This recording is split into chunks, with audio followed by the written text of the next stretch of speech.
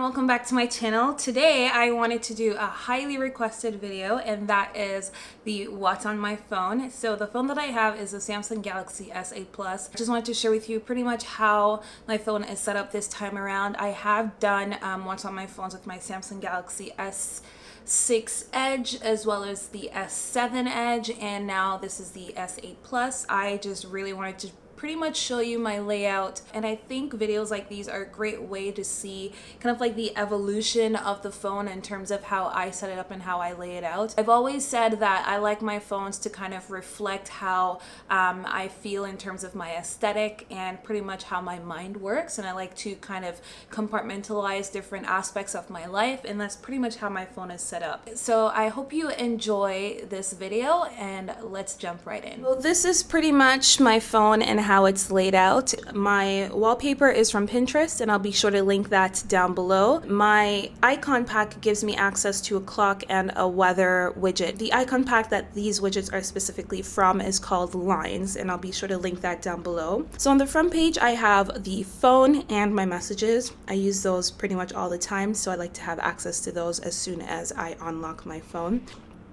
When you open the app drawer, I have my phone kind of categorized into 4 different categories.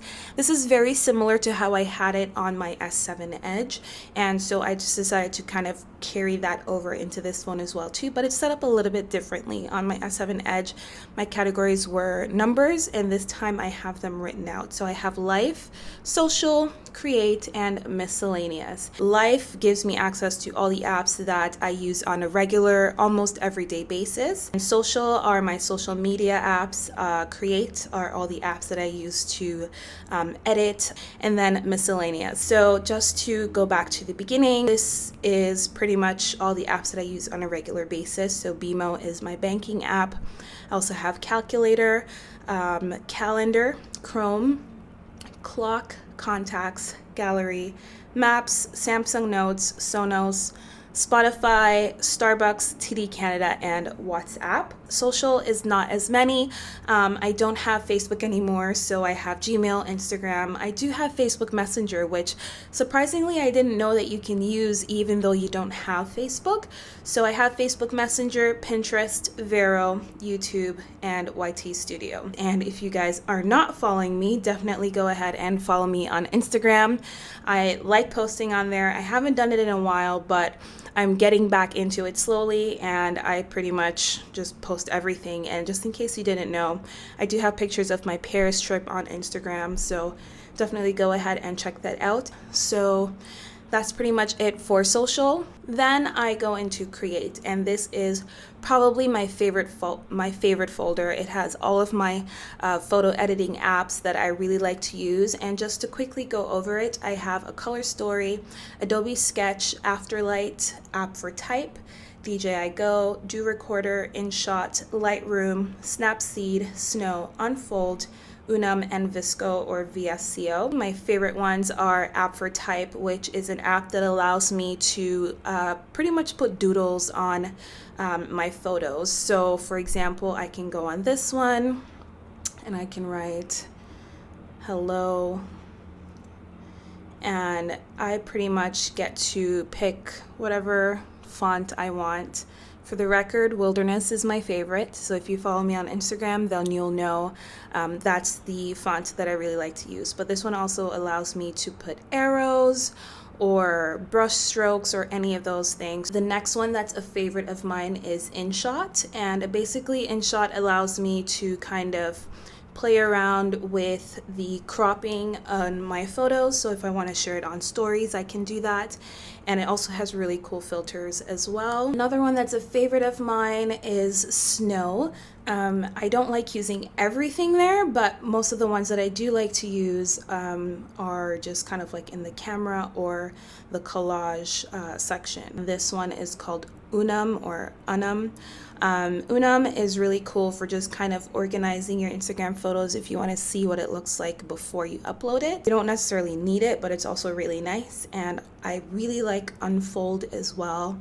Unfold pretty much allows you to kind of do different layouts on your photos that you can share on stories or blog posts.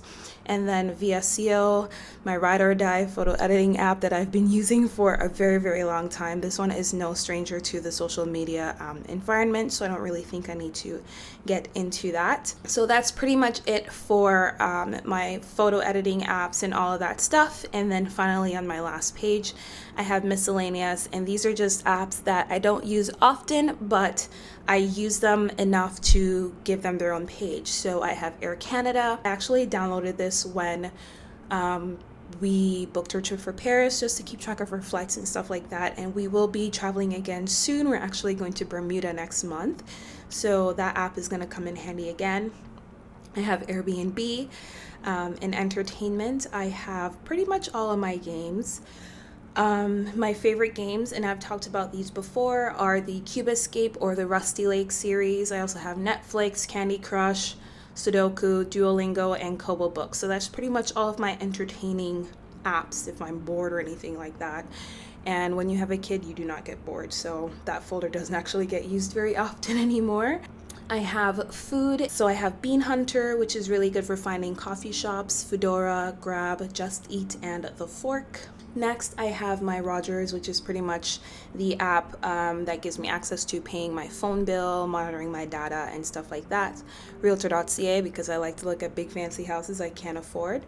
Then I have my shopping folder, which has Amazon, Ebates, Flip, H&M, Kijiji, PayPal, Google Play Store, Sephora, Garage Sale, and Zara. And then last but not least, I have the Bump. I started using this from when I was pregnant, but I still actually use it because it monitors your baby even after they're born. So this can tell me, you know, Leith is 24 weeks, and it also tells you about their milestones and what we should expect that they should be doing at a certain age. So I really like that app. And that's pretty much it. That's everything that is on my phone. I really hope you guys enjoyed the video, and if you did, please let me know in the comment section down below. Do not forget to hit that subscribe button if you haven't already, and to get notifications on when I upload new videos, you can go ahead and click the bell and it'll just pop up on your phone. I promise it won't be annoying. Thank you guys so much for watching, and I will catch you next time. Bye.